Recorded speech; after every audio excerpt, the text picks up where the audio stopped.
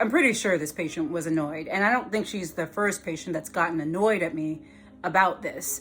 This particular patient, this was not that long ago. She was coming in to see me for belly pain or abdominal pain.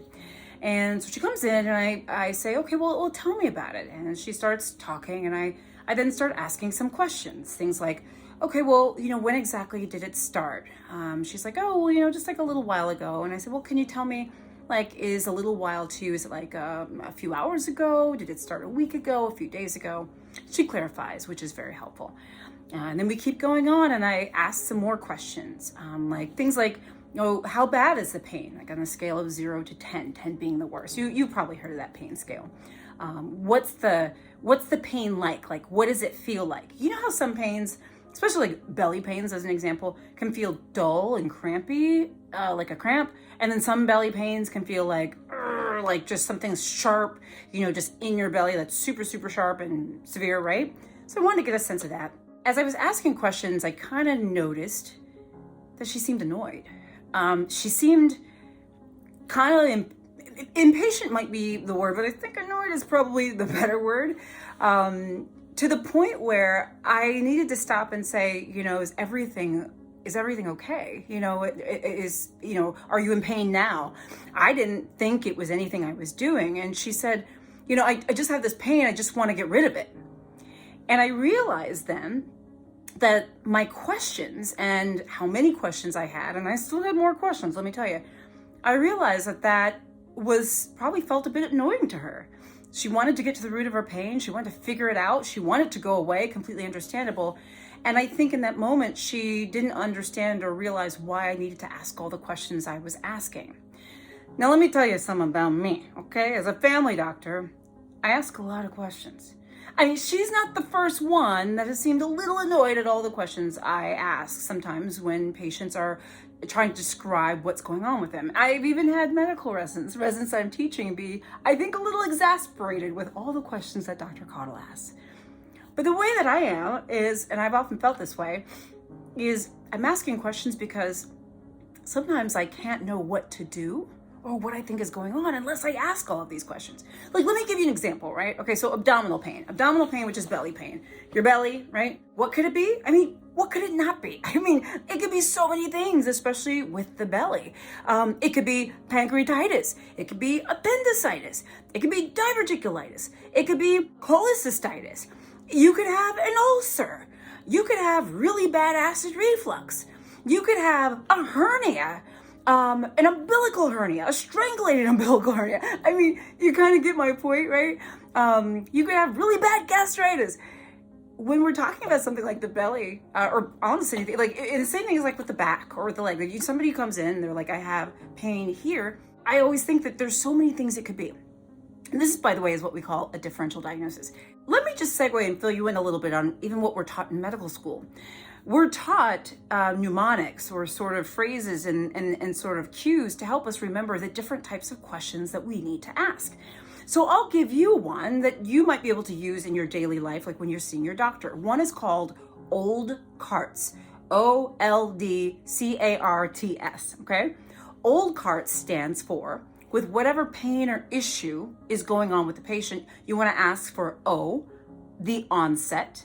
When did it come on? How did it come on? L is location. Where exactly is it? Does it radiate? Does it move? D is duration. Did it come on and it stayed on, the pain or whatever? Or does it come and go? Did it come on once and it lasted a short period of time? Did it come on once and it lasted a long period of time? Does it come and go? You see what I'm saying? Like duration. C is for character. Is it sharp? Is it dull? Is it crampy? Is it, what's the quality of the issue? Aggravating and relieving factors. What makes it better and worse? If my patient takes Tylenol, does that make it better? If they use a heating pad, does that make it better? If they eat spicy foods, does that make it worse, right? Timing. Is the issue associated with anything in particular? Every time they go outside, the symptoms happen.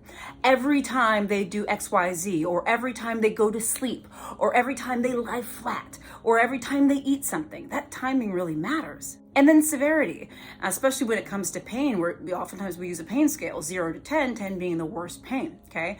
How severe is this issue? How debilitating is it? And by the way, I ask all those questions and even some more because as you can see, this patient that came in with the belly pain, you know, the difference between, say, a pancreatitis, a diverticulitis, an appendicitis, a cholecystitis, and sometimes can literally just be the difference between the answers for a couple different questions. So back to my patient. I think I annoyed her. She would not be the first. I don't think she understood why I was asking all these questions, and I got the sense that maybe she thought they were either unnecessary or that I was delaying kind of helping her or what have you. I did explain why I was asking all the questions and what was going on, why we need the information, and she fully understood, and we got back on track and we figured out what was going on. By the way, that patient ended up having an ulcer, stomach ulcer. But the point being, though, the point what I want to say is that for any of my patients watching, by the way, I am sorry if I annoy you with all the questions I ask. Residents and med students, I recognize I ask a lot of questions and I mean no harm. But for patients out there, I hope it's helpful for you to hear like this old Cart's mnemonic to understand why all these questions are so valuable and important to doctors and why we ask them. And pro tip here, when you're going to see your doctor, if you have to go to the ER, if you have to go to urgent care, whatever, having in your mind some of these answers can literally set your visit ahead so much further if you're kind of prepared to say when things started, when they come on, when they go away, what makes them better, all that good stuff.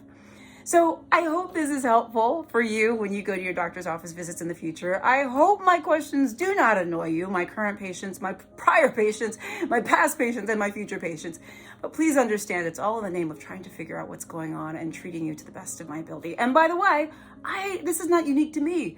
My doctor colleagues, this is what we are trained to do. So if you find that the rest of us are asking this many questions, well, that's exactly what's, in my opinion, supposed to happen. Let me know how many questions your doctor asks. If you're my patient, feel free to comment below. I'm Dr. Jen Caudle, practicing family physician, on your health expert and video creator. I do daily videos. Please follow me on Facebook. Please subscribe to my channel on YouTube. I'm on Instagram, TikTok, LinkedIn, WhatsApp, everywhere. Guys, I'm Dr. Jen. It's good to see you.